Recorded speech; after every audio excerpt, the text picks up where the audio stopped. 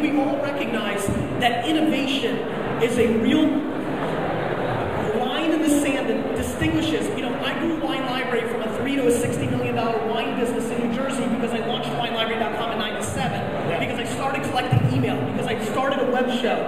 I innovated. I think innovation is a major factor.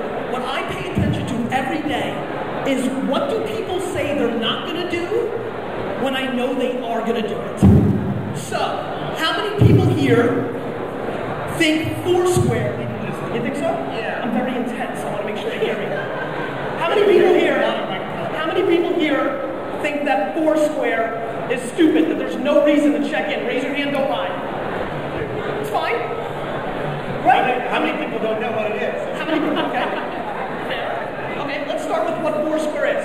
Foursquare is an application on your phone, website, that when you go into a location like a Starbucks or a club or a stadium, you check in.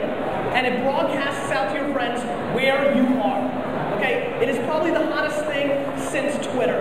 It's the thing that a lot of people in this world talk about. A lot of people think it's stupid because they don't see the value. What I pay attention to is this.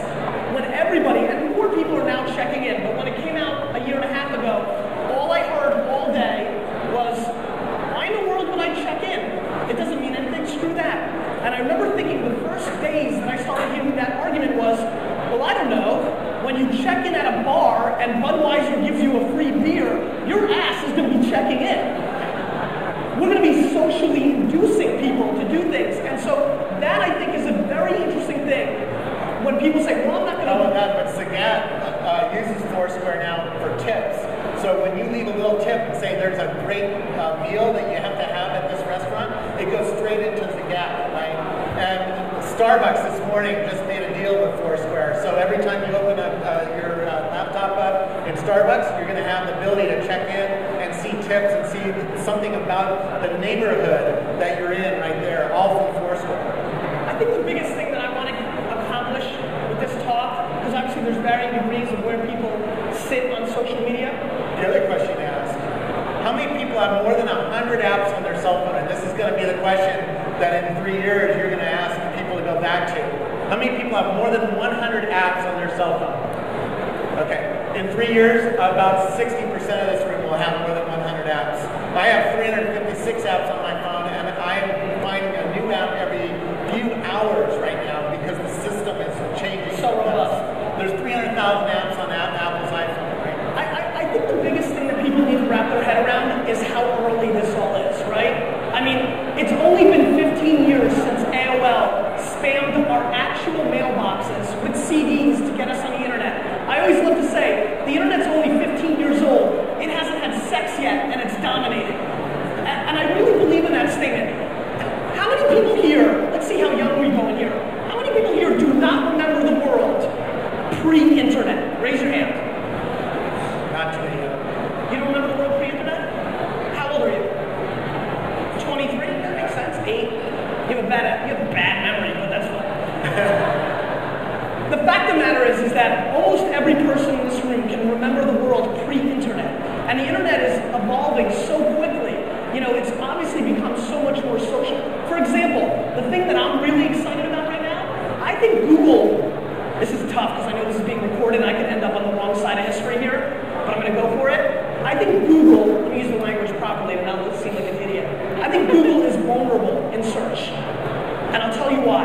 I think the thing that's really fascinating me right now is, can a player like Facebook become a real competitor to somebody like Google or a startup like Gravity? If you don't know that name, you should look into it. I think that it is far more important for me when I'm looking for a restaurant or information about something to have context on who's giving me that information. And as we are now being mapped and our relationships are being created, my friends would much rather get their wine information from me and all the content I put out than by somebody who did a good job of SEOing on Google. Let me bring in the wine because there's a whole story. I just spent $700 on wine that I did not taste, all because of the power of my social graph. So Shanna Ray, you know Shanna Ray, in San Rafael. How many people have been to Sonoma or Napa and tasted wine there? Quite a few people. You've been there multiple times. She She invited me to speak at a conference. She had a party afterwards. She had 10 wineries around. And instantly I saw that she was a connector in Sonoma. She knew the wineries knew her, and everybody was genuflecting toward her opinion. She was somebody like Gary. Gary has the same, I can tell without even knowing who Gary is, everybody is genuflecting toward Gary and wanting his advice on what wine to drink and stuff like that. She told me to try out this winery, Solita, right? So, WPA. You've never been to this winery. They've been on your show. This isn't an industrial park. You would not think of going to this winery unless somebody like Gary or Shanna told you to go to this place. It's in an industrial park. It's like where you get your car fixed, not where you buy wine. But they have the only wine on tap in the United States, and the guy is really doing some innovative stuff. You can tell me about their story, right? I bought a couple bottles there, but I asked him, and while I was there, by the way, I Twittered Gary and said, Gary, I got this cool new winery. I bet you haven't heard of it. Gary Twittered back literally in 2 minutes and I haven't heard of it. I can't put one over on it. But Gary's Twitter tweet back to me verified that this guy was the real deal. And I started talking to him, oh, you know Gary, and Gary knows you. And he goes, yeah, it was on Gary's show. Okay, now I know that there's some credibility that gets applied. Context. You know, I think way too many people talk about content. We always hear content is king, and I'm starting to kind of come up with this concept of context is God, right? Because I think that context matters so much more.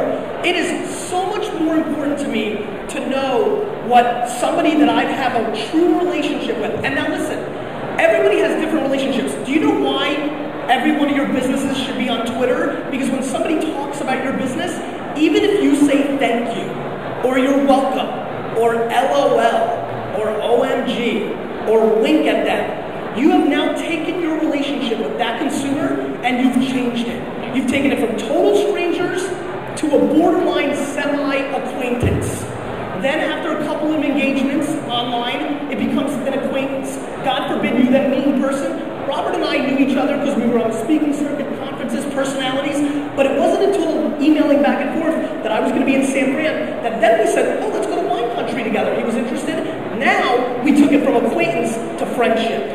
And I think, and I have a new book coming out in March, and I've been living in this for the last 6 months, the data, not the gut feeling, the fucking data. It's called The Thank You Economy, and it talks about what is the ROI of giving a fuck. And I'm passionate about that. And I think customer service is going to really scale. I think people in the web and business world have seen what's happened with Zappos and how that have heard that story, why Zappos, the shoe company, really exploded and led itself to $1 billion exit. Amazon didn't buy them out of necessity. They bought them out of fear because they were worried that the culture that Zappos was building wasn't going to be a battleground won on price. And that's a very important thing to understand. Every person in this room right now is buying something for more money and they know it. Why?